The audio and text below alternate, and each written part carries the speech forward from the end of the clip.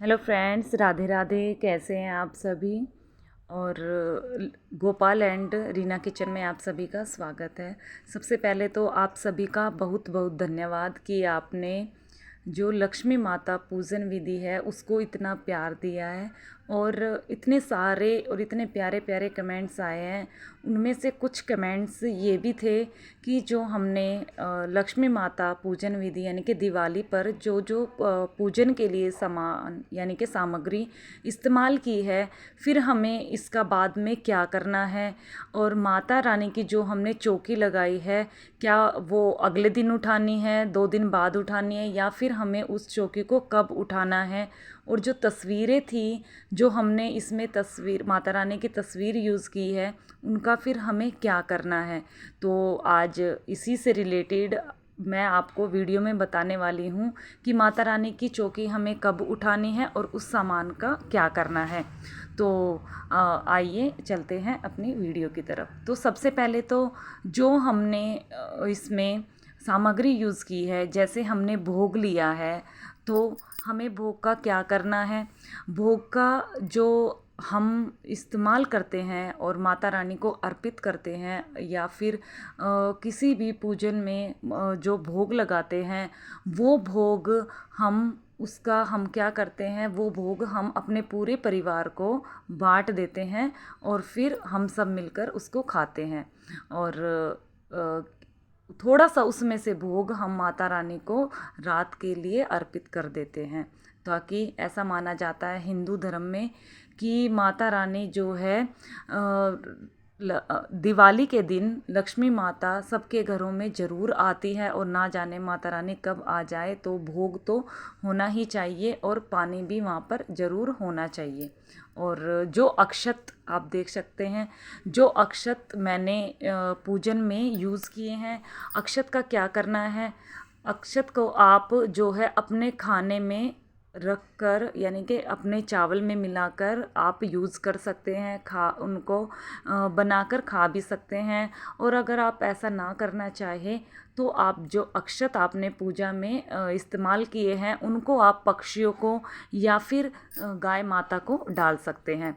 और जो कुबेर जी भगवान की तस्वीर मैंने यहाँ पर यूज़ की है वो हम अपने मंदिर में रखकर पूरा साल हम उनकी पूजा करेंगे। और जो माता रानी की तस्वीर भी मैंने यहाँ पर उनकी पूजा की है, तो मैं इनको पूरा साल अपने मंदिर में रखूँगी। और फिर जब अगली दिवाली आएगी तो जब हम अगली दिवाली पर माता रानी की तस्वीर खरीदते हैं तो हम फिर इन तस्वीर का क्या करते हैं, विसर्जन कर देते हैं। और कई घरों में क्या है, इस दिन जो है मिट्टी के लक्ष्मी गणेश जी खरीदे जाते हैं। और सुनने में यह आता है कि जो है मिट्टी के गणेश जी और लक्ष्मी माता को अपने घरों में नहीं रखा जाता, यानी कि मंदिर में नहीं रखा जाता, और अगले ही दिन जो है उनका विसर्जन कर दिया जाता है। पर ऐसा नहीं है, उनको पूरा साल जिन भगवान को हम अपने घर में लक्ष्मी माता को और गणेश जी भगवान को अपने घर में इतने हर्षोल्लास से उनका स्वागत करते हैं और फिर अगले ही दिन हम उनका विसर्जन कैसे कर सकते हैं। हमें ऐसा नहीं करना चाहिए। तो जब हम उनको का वेलकम करते हैं तो हम उनकी पूरे साल जो है पूजा करते हैं अपने मंदिर में विधि विधान से। और अगले साल जब हम नए गणेश जी और लक्ष्मी माता की मिट्टी की तस्वीर खरीदते हैं तो फिर हम उनका जो है विसर्जन कर देते हैं। और जो फूल मैंने यहाँ पर पूजा में इस्तेमाल किए हैं तो उन फूलों का भी मैं विसर्जन कर दूँगी। और जो दीपक जलाते हैं, मैंने आपको बताया था कि यहाँ पे 2 दीपक जलाए जाते हैं।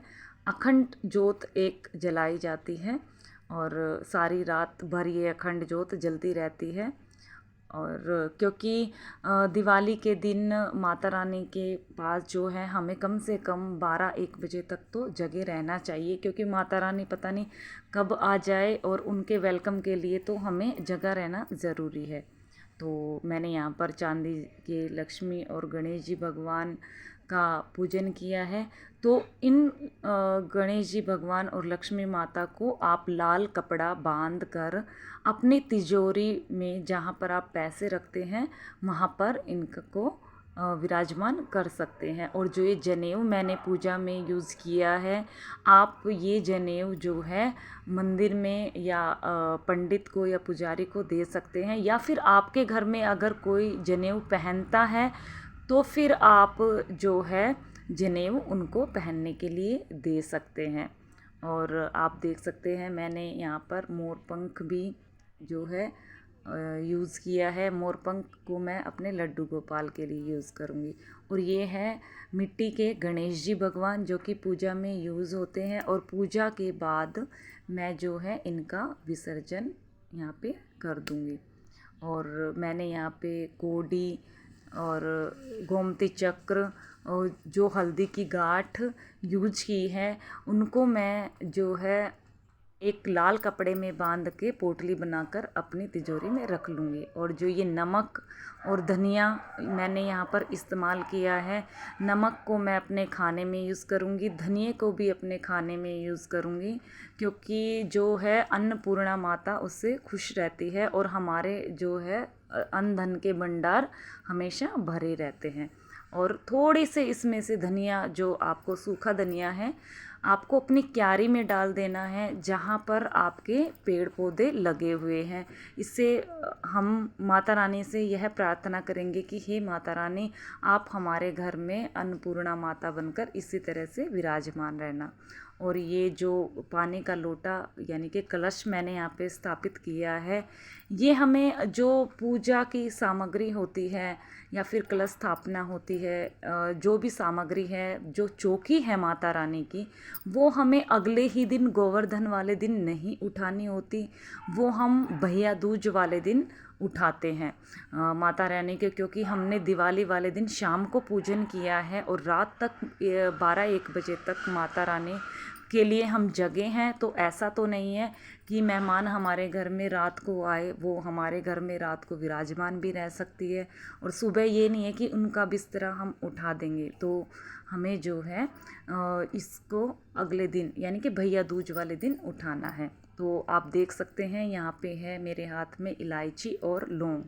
तो इलायची और लौंग को हम अपने खाने में इस्तेमाल करेंगे। तो कुल मिलाने के कहने का मतलब यह है कि जो भी हम इसमें दीपावली सामग्री यूज़ करते हैं, उनको हमें सारी सामग्री का विसर्जन नहीं करना है, ना ही उनको फेंकना है, और हमें उसको अपने ही इस्तेमाल में यूज़ करना है। क्योंकि इससे बड़ी बात क्या हो सकती है कि माता रानी ने उसका भोग लगाया है। तो अभी आपको पता चल गया होगा कि सामग्री का क्या क्या करना है। तो आज की वीडियो में बस इतना ही। तो मेरे साथ बने रहिए और ऐसे ही प्यार देते रहिए। राधे राधे।